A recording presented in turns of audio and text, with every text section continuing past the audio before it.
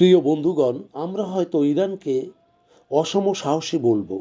মধ্যপ্রাচ্যের এক টুকরো ভূখণ্ড ইরান, যে কিনা গোটা পৃথিবীকে জানান দিচ্ছে যে হ্যাঁ, আমরা পারি। সম্প্রতি ইরানের পার্লামেন্টের স্পিকার রোববার বলেছেন, ইউরোপীয় দেশগুলির সকল সশস্ত্র বাহিনীকে ইরানি আইনের অধীন সন্ত্রাসী সংগঠন হিসেবে ঘোষণা করেছে। ইসলামিক বিপ্লবী গার্ড কর্পস বা আইআরজিসি এর বিরুদ্ধে যে কোনো কর্মকাণ্ডের পরিণতির জন্যে ইউরোপীয় ইউনিয়ন দায়ী থাকবে। সংসদ অধিবেশনের বাগের গালিবাফ বলেন, আইআরজিসিকে সন্ত্রাসী সংগঠন হিসাবে ঘোষণা করার বিরুদ্ধে আইনের ৭ ধারার অধীন ইউরোপীয় ইউনিয়নের সকল দেশগুলির সকল সেনাবাহিনীকে সন্ত্রাসী গোষ্ঠী বিবেচনা করা হয়।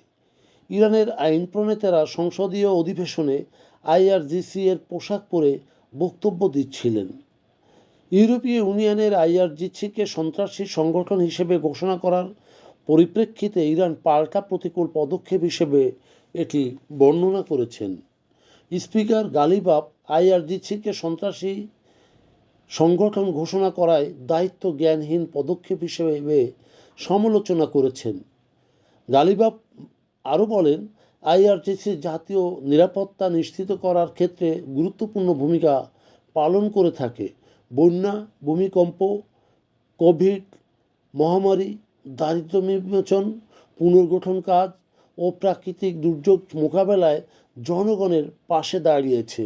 উল্লেখ্য, গত বৃহস্পতিবার ইউরোপীয় ইউনিয়নের পার্লামেন্ট আইআরজিসিকে সন্ত্রাসী সংগঠন হিসাবে মনোনীত করার জন্য একটি রাজনৈতিক চুক্তিতে পৌঁছানোর পর এই মন্তব্য করা হলো। ইউরোপীয় ইউনিয়নের পররাষ্ট্রনীতি প্রধান কাজা কালাস এই পদক্ষেপের ঘোষণা দেন।